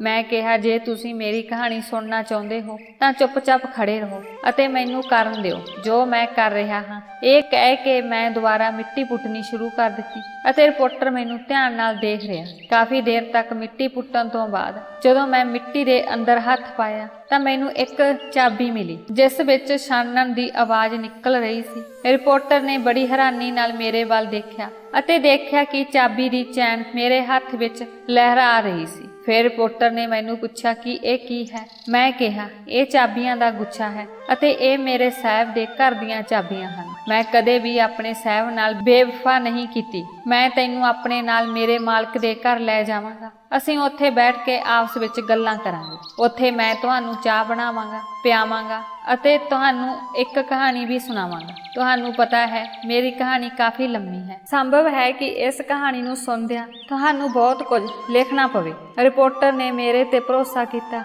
ਅਤੇ ਮੇਰੇ ਨਾਲ ਸਾਹਿਬ ਦੇ ਘਰ ਨੂੰ ਤੁਰ ਪਿਆ। ਉਸ ਨੇ ਮੈਨੂੰ ਦੱਸਿਆ ਕਿ ਤੁਹਾਡੀਆਂ ਗੱਲਾਂ ਤੋਂ ਇਹ ਨਹੀਂ ਲੱਗਦਾ ਕਿ ਤੁਸੀਂ ਬੱਚੇ ਹੋ। ਅਜਿਹਾ ਲੱਗਦਾ ਹੈ ਜਿਵੇਂ ਤੁਸੀਂ 40 ਸਾਲ ਦੇ ਸਮਝਦਾਰ ਵਿਅਕਤੀ ਹੋ। ਮੈਂ ਰਿਪੋਰਟਰ ਨੂੰ ਕਿਹਾ, ਰਿਪੋਰਟਰ ਸਾਹਿਬ, ਮੇਰੀਆਂ ਮੁਸ਼ਕਲਾਂ ਨੇ ਮੈਨੂੰ ਬੱਚਾ ਨਹੀਂ ਸਗੋਂ ਮੈਨੂੰ 40 ਸਾਲ ਦਾ ਬੁੱਧੀਮਾਨ ਬਣਾ ਦਿੱਤਾ ਹੈ। ਤੁਸੀਂ ਇਹ ਕਹਿਣ ਵਿੱਚ ਬਿਲਕੁਲ ਸਹੀ ਹੋ, ਪਰ ਮੇਰੀ ਜ਼ਿੰਦਗੀ ਨੇ ਮੈਨੂੰ ਵੱਡਿਆਂ ਵਾਲੇ ਕੰਮ ਕਰਨ ਲਈ ਮਜਬੂਰ ਕੀਤਾ। ਮੈਨੂੰ ਬੱਚੇ ਹੋਣ ਦੀ ਖੁਸ਼ੀ ਕਦੇ ਨਹੀਂ ਮਿਲੀ। ਮੈਂ ਵੀ ਆਪਣੀ ਜ਼ਿੰਦਗੀ ਵਿੱਚ ਖੇਡਣਾ ਕੁੱਦਣਾ ਚਾਹੁੰਦਾ ਸੀ, ਪਰ ਪਤਾ ਨਹੀਂ ਕਿਉਂ ਮੇਰੇ ਹਾਲਾਤਾਂ ਨੇ ਮੇਰਾ ਸਾਥ ਨਹੀਂ ਦਿੱਤਾ। ਰਿਪੋਰਟਰ ਨੇ ਫਿਰ ਮੈਨੂੰ ਪੁੱਛਿਆ ਕਿ ਤੁਸੀਂ ਆਪਣੇ ਸਾਹਿਬ ਦੇ ਘਰ ਦੀਆਂ ਚਾਬੀਆਂ ਇੱਥੇ ਕਿਉਂ ਛੁਪਾ ਦਿੱਤੀਆਂ। ਪਹਿਲਾਂ ਤਾਂ ਮੈਂ ਠੰਡਾ ਸਾਹ ਲਿਆ ਤੇ ਫਿਰ ਕਹਿਣ ਲੱਗਾ ਕਿ ਨੈਣਾ ਨੇ ਮੈਨੂੰ ਇਹ ਚਾਬੀਆਂ ਇੱਥੇ ਦਬਾਉਣ ਲਈ ਕਿਹਾ ਸੀ। ਜੇ ਕਦੇ ਜੇਲ੍ਹ ਤੋਂ ਬਾਹਰ ਆਵਾਂ ਤਾਂ ਘਰ ਆਉਣ ਲਈ ਸਾਨੂੰ ਕਿਸੇ ਤੋਂ ਚਾਬੀਆਂ ਨਹੀਂ ਮੰਗਣੀਆਂ ਪੈਣਗੀਆਂ। ਅਸੀਂ ਇੱਥੋਂ ਚਾਬੀਆਂ ਕੱਢ ਲਵਾਂਗੇ। ਇਹ ਸੁਣ ਕੇ ਰਿਪੋਰਟਰ ਬਹੁਤ ਹੈਰਾਨ ਹੋਇਆ। ਤਾਂ ਰਿਪੋਰਟਰ ਨੇ ਮੈਨੂੰ ਕਿਹਾ ਕਿ ਲੋਕ ਜੇਲ੍ਹ ਜਾਣ ਤੋਂ ਪਹਿਲਾਂ ਅਜਿਹੀਆਂ ਗੱਲਾਂ ਬਾਰੇ ਨਹੀਂ ਸੋਚਦੇ, ਪਰ ਹੈਰਾਨੀ ਦੀ ਗੱਲ ਇਹ ਸੀ ਕਿ ਤੁਸੀਂ ਦੋਵੇਂ ਜੇਲ੍ਹ ਵਿੱਚ ਬਹੁਤ ਆਰਾਮ ਨਾਲ ਰਹਿ ਰਹੇ ਸੀ। ਤੁਹਾਡੀ ਦੋਹਾਂ ਦੀ ਉੱਥੇ ਜਾਣ ਦੀ ਕੋਈ ਇੱਛਾ ਨਹੀਂ ਸੀ। ਮੈਂ ਰਿਪੋਰਟਰ ਦੇ ਇਸ ਬਿਆਨ ਦਾ ਕੋਈ ਜਵਾਬ ਨਹੀਂ ਦਿੱਤਾ ਅਤੇ ਅਸੀਂ ਪਹਿਲਾਂ ਹੀ ਸਾਹਿਬ ਦੇ ਘਰ ਪਹੁੰਚ ਗਏ ਸੀ। ਮੈਂ ਚਾਬੀਆਂ ਦੇ ਚੋਂ ਚਾਬੀ ਕੱਢ ਕੇ ਘਰ ਦਾ ਦਰਵਾਜ਼ਾ ਖੋਲ੍ਹਿਆ। ਘਰ ਦੇ ਅੰਦਰ ਇੱਕ ਅਜੀਬ ਜਿਹੀ ਮਹਿਕ ਅਤੇ ਖੁਸ਼ਬੂ ਆ ਰਹੀ ਸੀ। ਦੇਖਿਆ ਕਿ ਘਰ ਕਾਫੀ ਠੰਡਾ ਹੋ ਰਿਹਾ ਸੀ। ਘਰ ਕਾਫੀ ਸਮੇਂ ਤੋਂ ਬੰਦ ਸੀ, ਇਸ ਕਾਰਨ ਗੰਦਗੀ ਬਹੁਤ ਸੀ। ਮੈਂ ਅਤੇ ਰਿਪੋਰਟਰ ਹੌਲੀ-ਹੌਲੀ ਘਰ ਦੇ ਅੰਦਰ ਚਲੇ ਗਏ। ਮੈਂ ਰਿਪੋਰਟਰ ਨੂੰ ਦੱਸਿਆ ਕਿ ਇਹ ਕਮਰਾ ਨੈਣਾ ਦਾ ਹੈ। ਰਿਪੋਰਟਰ ਨੇ ਕਿਹਾ, ਨੈਣਾ ਕੌਣ ਹੈ? ਮੈਂ ਕਿਹਾ, ਨੈਣਾ ਜੋ ਜੇਲ੍ਹ ਵਿੱਚ ਮੇਰੀ ਸਾਥੀ ਸੀ ਅਤੇ ਇਹਨਾਂ ਸਾਰੀਆਂ ਭੈਣਾਂ ਵਿੱਚੋਂ ਸਭ ਤੋਂ ਵੱਡੀ ਭੈਣ ਸੀ ਅਤੇ ਜਿਸ ਦੀ ਬਦੌਲਤ ਅੱਜ ਮੈਂ ਜੇਲ੍ਹ ਵਿੱਚ ਸਜ਼ਾ ਕੱਟ ਰਿਹਾ ਹਾਂ। ਮੈਨੂੰ ਅੱਜ ਵੀ ਉਹ ਰਾਤ ਯਾਦ ਆਉਂਦੀ ਹੈ ਜਿਸ ਬਾਰੇ ਸੋਚ ਕੇ ਅੱਜ ਵੀ ਮੇਰਾ ਸਰੀਰ ਕੰਬਣ ਲੱਗਦਾ ਹੈ। ਮੈਂ ਰਿਪੋਰਟਰ ਨੂੰ ਬੈਠਣ ਲਈ ਕਿਹਾ ਤਾਂ ਅਸੀਂ ਦੋਵੇਂ ਸੋਫੇ ਤੇ ਆਮੋ ਸਾਹਮਣੇ ਬੈਠ ਗਏ ਅਤੇ ਮੈਂ ਰਿਪੋਰਟਰ ਨੂੰ ਆਪਣੀ ਕਹਾਣੀ ਦੱਸਣੀ ਸ਼ੁਰੂ ਕਰ ਦਿੱਤੀ। ਮੈਂ ਰਿਪੋਰਟਰ ਨੂੰ ਬਚਪਨ ਤੋਂ ਲੈ ਕੇ ਹੁਣ ਤੱਕ ਦੀ ਸਾਰੀ ਕਹਾਣੀ ਸੁਣਾਈ। ਮੈਂ ਆਪਣੇ ਘਰ ਤੋਂ ਇੱਥੇ ਕਿਵੇਂ ਆਇਆ ਅਤੇ ਸਾਹਿਬ ਮੈਨੂੰ ਇੱਥੇ ਕਿਵੇਂ ਲੈ ਕੇ ਆਏ ਅਤੇ ਸਾਹਿਬ ਨੇ ਮੈਨੂੰ ਇਸ ਘਰ ਵਿੱਚ ਇੰਨਾ ਸ਼ਰਤਾਂ ਤੇ ਰੱਖਿਆ। ਸਾਰੀ ਕਹਾਣੀ ਸੁਣਾਉਣ ਤੋਂ ਬਾਅਦ ਰਿਪੋਰਟਰ ਨੇ ਮੈਨੂੰ ਕਿਹਾ, ਮੈਂ ਸੋਚਿਆ ਕਿ ਤੁਹਾਡੀ ਕਹਾਣੀ ਇੰਨੀ ਦਿਲਚਸਪ ਨਹੀਂ ਹੋਵੇਗੀ, ਪਰ ਤੁਹਾਡੀ ਕਹਾਣੀ ਕਾਫੀ ਦਿਲਚਸਪ ਹੈ। ਤੁਸੀਂ ਪਾਗਲ ਹੋ, ਤੁਸੀਂ ਆਪਣੇ ਹੱਕਾਂ ਲਈ ਲੜ ਨਹੀਂ ਸਕੇ। ਉਹ ਮੁਟਿਆਰ ਤੁਹਾਡੇ ਵਰਗੇ ਬੇਕਸੂਰ ਮੁੰਡੇ ਨੂੰ ਝੂਠਾ ਸਾਬਤ ਕਰਕੇ ਤੁਹਾਡੇ ਨਾਲ ਜੇਲ੍ਹ ਗਈ। ਤੁਹਾਨੂੰ ਕੋਈ ਸਬੂਤ ਦਿਖਾਉਣਾ ਚਾਹੀਦਾ ਸੀ ਜਿਸ ਨਾਲ ਤੁਸੀਂ ਜੇਲ੍ਹ ਤੋਂ ਬਾਹਰ ਆ ਸਕਦੇ ਸੀ। ਤੁਹਾਡੀ ਸਾਰੀ ਜ਼ਿੰਦਗੀ ਦਾਅ ਤੇ ਹੈ। ਤੁਸੀਂ ਆਪਣਾ ਭਵਿੱਖ ਵੀ ਬਣਾਉਣਾ ਹੈ। ਕੀ ਤੁਸੀਂ ਆਪਣਾ ਪੂਰਾ ਭਵਿੱਖ ਜੇਲ੍ਹ ਵਿੱਚ ਬਿਤਾਉਣਾ ਚਾਹੁੰਦੇ ਹੋ?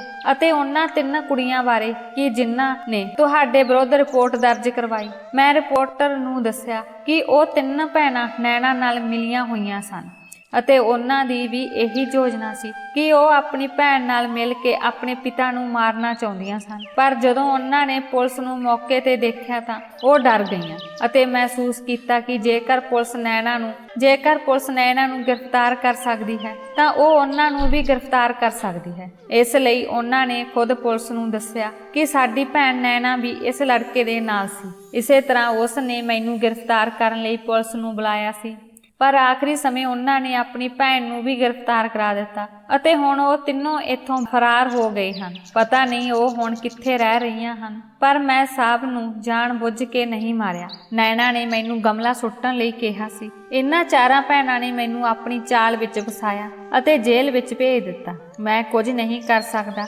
ਕਿਉਂਕਿ ਮੇਰਾ ਸਮਰਥਨ ਕਰਨ ਵਾਲਾ ਕੋਈ ਨਹੀਂ ਹੈ ਅਤੇ ਇਸ ਪੁਲਿਸ ਵਾਲੇ ਨੇ ਮੈਨੂੰ ਇਕੱਠੇ ਰੱਖਿਆ ਹੈ। ਉਹ ਪੁਲਿਸ ਮੁਲਾਜ਼ਮ ਸਾਹਿਬ ਦਾ ਭਤੀਜਾ ਸੀ ਜਿਸ ਨੂੰ ਸਾਹਿਬ ਦੀ ਮੌਤ ਦਾ ਬਹੁਤ ਦੁੱਖ ਸੀ। ਇਸੇ ਲਈ ਉਸਨੇ ਮੈਨੂੰ ਅਤੇ ਨੈਣਾ ਨੂੰ ਇੱਕੋ ਕੋਠੜੀ ਵਿੱਚ ਰੱਖਿਆ। ਮੈਂ ਸਾਹਿਬ ਨੂੰ ਆਪਣਾ ਪਿਤਾ ਸਮਝਦਾ ਸੀ। ਉਹ ਮੈਨੂੰ ਸਪੋਰਟ ਕਰਨ ਲਈ ਇੱਥੇ ਲੈ ਕੇ ਆਏ ਸਨ, ਪਰ ਮੈਨੂੰ ਨਹੀਂ ਪਤਾ ਸੀ ਕਿ ਇੱਥੇ ਆਉਣ ਤੋਂ ਬਾਅਦ ਮੇਰੇ ਨਾਲ ਅਜਿਹਾ ਕੁਝ ਵੀ ਹੋ ਸਕਦਾ ਹੈ। ਸਾਹਿਬ ਨੂੰ ਆਪਣੀਆਂ ਧੀਆਂ ਦੀ ਪੜ੍ਹਾਈ ਦਾ ਹਮੇਸ਼ਾ ਫਿਕਰ ਰਹਿੰਦਾ ਸੀ। ਉਹ ਚਾਹੁੰਦਾ ਸੀ ਕਿ ਜੇਕਰ ਉਹ ਕਦੇ ਇਸ ਦੁਨੀਆ ਵਿੱਚ ਨਾ ਰਹੇ ਤਾਂ ਉਹਨਾਂ ਦੀਆਂ ਧੀਆਂ ਨੂੰ ਕਿਸੇ ਕਿਸਮ ਦੀ ਪਰੇਸ਼ਾਨੀ ਦਾ ਸਾਹਮਣਾ ਨਾ ਕਰਨਾ ਪਵੇ। ਪਰ ਉਹਨਾਂ 4 ਧੀਆਂ ਨੇ ਆਪਣੇ ਪਿਤਾ ਨੂੰ ਗਲਤ ਸਮਝਿਆ। ਉਹਨਾਂ ਨੂੰ ਲੱਗਾ ਕਿ ਉਸ ਦਾ ਪਿਤਾ ਉਹਨਾਂ ਨੂੰ ਪੜ੍ਹਾ ਕੇ ਉਹਨਾਂ ਦੀ ਕਮਾਈ ਖਾਣਾ ਚਾਹੁੰਦਾ ਹੈ, ਪਰ ਸਾਹਿਬ ਬਹੁਤ ਹੀ ਨੇਕ ਤੇ ਇਮਾਨਦਾਰ ਇਨਸਾਨ ਸਨ।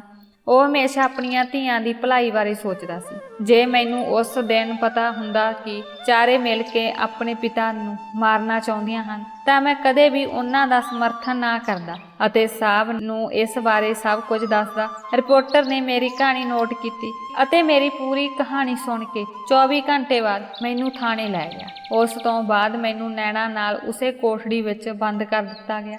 ਅਗਲੇ ਹੀ ਦਿਨ ਕਈ ਅਖਬਾਰੀ ਪੱਤਰਕਾਰ ਥਾਣੇ ਦੇ ਅੰਦਰ ਮੌਜੂਦ ਸਨ ਅਤੇ ਬਹੁਤ ਸਾਰੇ ਵਕੀਲ ਸਨ ਜੋ ਮੇਰੀ ਜ਼ਮਾਨਤ ਕਰਵਾਉਣਾ ਚਾਹੁੰਦੇ ਸਨ। ਉਹ ਚਾਹੁੰਦਾ ਸੀ ਕਿ ਮੈਂ ਇਸ ਜੇਲ੍ਹ ਤੋਂ ਰਿਹਾ ਹੋਵਾਂ। ਰਿਪੋਰਟਰ ਆਕਾਸ਼ ਨੇ ਮੇਰਾ ਬਹੁਤ ਸਾਥ ਦਿੱਤਾ ਅਤੇ ਕਿਸੇ ਤਰ੍ਹਾਂ ਮੈਨੂੰ ਥਾਣੇ ਤੋਂ ਬਾਹਰ ਕੱਢ ਦਿੱਤਾ, ਪਰ ਨੈਣਾ ਨੂੰ ਆਪਣੇ ਕੀਤੇ ਦੀ ਸਜ਼ਾ ਭੁਗਤਣੀ ਪਈ, ਜਿਸ ਕਰਕੇ ਉਹ ਅੱਜ ਤੱਕ ਜੇਲ੍ਹ ਵਿੱਚ ਸੜ ਰਹੀ ਹੈ। ਜੇਲ੍ਹ ਤੋਂ ਬਾਹਰ ਆਉਣ ਤੋਂ ਬਾਅਦ ਰਿਪੋਰਟਰ ਨੇ ਦੱਸਿਆ ਕਿ ਉਸ ਨੇ ਮੇਰੀ ਕਹਾਣੀ ਇੱਕ ਮੈਗਜ਼ੀਨ ਵਿੱਚ ਛਾਪੀ ਸੀ ਜੋ ਕਾਫੀ ਮਸ਼ਹੂਰ ਹੋਈ ਹੈ। ਇਸ ਤਰ੍ਹਾਂ ਰਿਪੋਰਟਰ ਵੀ ਕਾਫੀ ਮਸ਼ਹੂਰ ਹੋ ਗਿਆ। ਰਿਪੋਰਟਰ ਨੇ ਮੇਰੇ ਨਾਲ ਵਾਅਦਾ ਕੀਤਾ ਕਿ ਉਹ ਮੈਨੂੰ ਸ਼ਖਸੀਅਤ ਕਰੇਗਾ ਅਤੇ ਇੱਕ ਸਫਲ ਵਿਅਕਤੀ ਬਣਾਵੇਗਾ। ਮੈਂ ਰਿਪੋਰਟਰ ਅੱਗੇ ਹੱਥ ਜੋੜ ਕੇ ਕਿਹਾ ਕਿ ਅੱਜ ਤੱਕ ਕਿਸੇ ਨੇ ਮੇਰਾ ਸਾਥ ਨਹੀਂ ਦਿੱਤਾ, ਪਰ ਅੱਜ ਮੈਂ ਤੁਹਾਡਾ ਰਿਣੀ ਹਾਂ। ਪਰ ਮੈਂ ਤੁਹਾਨੂੰ ਅੱਜ ਨਹੀਂ ਸਮਝਦਾ। ਤੁਸੀਂ ਮੇਰੇ ਵੱਡੇ ਭਰਾ ਵਾਂਗ ਮੇਰਾ ਸਾਥ ਦਿੱਤਾ। ਸ਼ਾਇਦ ਇਸ ਦੁਨੀਆ ਵਿੱਚ ਮੇਰਾ ਕੋਈ ਨਹੀਂ ਸੀ ਜੋ ਮੇਰੇ ਨਾਲ ਇੰਨੀ ਮਹਾਨ ਭਾਵਨਾ ਰੱਖ ਸਕਦਾ ਹੋਵੇ, ਪਰ ਰਿਪੋਰਟਰ ਨੂੰ ਮੇਰੇ ਲਈ ਕੁਝ ਵੀ ਨਹੀਂ ਸੀ। ਫਿਰ ਵੀ ਸ਼ਾਇਦ ਆਪਣੇ ਫਾਇਦੇ ਲਈ ਉਸਨੇ ਮੈਨੂੰ ਉਸ ਜੇਲ੍ਹ ਵਿੱਚੋਂ ਬਾਹਰ ਕੱਢਿਆ ਅਤੇ ਮੈਨੂੰ ਅਤੇ ਮੇਰੀ ਕਹਾਣੀ ਨੂੰ ਮਸ਼ਹੂਰ ਵੀ ਕੀਤਾ। ਹੁਣ ਮੇਰੀ ਉਮਰ 27 ਸਾਲ ਹੈ। ਮੈਂ ਵਿਆਹਿਆ ਹੋਇਆ ਹਾਂ ਅਤੇ ਮੈਂ ਇੱਕ ਇਮਾਨਦਾਰ ਵਿਅਕਤੀ ਹਾਂ। ਮੈਂ ਬਹੁਤ ਪੜ੍ਹਿਆ ਹਾਂ ਅਤੇ ਅੱਜ ਮੈਂ ਇੱਕ ਰਿਪੋਰਟਰ ਵੀ ਹਾਂ ਅਤੇ ਮੈਂ ਆਪਣੇ ਪਰਿਵਾਰ ਨਾਲ ਬਹੁਤ ਖੁਸ਼ ਹਾਂ। ਦੋਸਤੋ, ਉਮੀਦ ਕਰਦੇ ਹਾਂ ਤੁਹਾਨੂੰ ਸਾਡੀ ਕਹਾਣੀ ਪਸੰਦ ਆਈ ਹੋਵੇਗੀ। ਜੇਕਰ ਤੁਹਾਨੂੰ ਕਹਾਣੀ ਚੰਗੀ ਲੱਗੀ ਤਾਂ ਵੀਡੀਓ ਨੂੰ ਲਾਈਕ ਕਰੋ। ਜੇਕਰ ਚੈਨਲ ਤੇ ਨਵੇਂ ਹੋ ਤਾਂ ਚੈਨਲ ਨੂੰ ਸਬਸਕ੍ਰਾਈਬ ਕਰੋ ਅਤੇ ਹਾਂ, ਨੋਟੀਫਿਕੇਸ਼ਨ ਬੈਲ ਨੂੰ ਦਬਾਓ ਤਾਂ ਜੋ ਤੁਹਾਨੂੰ ਅਗਲੀ ਅਪਡੇਟ ਸਭ ਤੋਂ ਪਹਿਲਾਂ ਮਿਲ ਸਕੇ। ਧੰਨਵਾਦ।